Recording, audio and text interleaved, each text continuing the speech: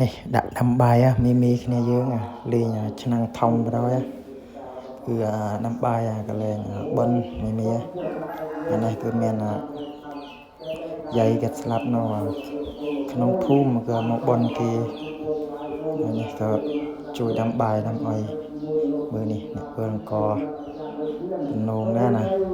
ឆ្នាំងធំងាយដាំទេណាបងប្អូនបើយើងធម្មតាតាមពីបងប្អូនយើងកំពុងតែបាយឡើងពោះជ្រូកពួកអីអាចមានជុំបងប្អូនយើងមើលនេះច្រើនមែនទេមានតែតាក់ក្មេង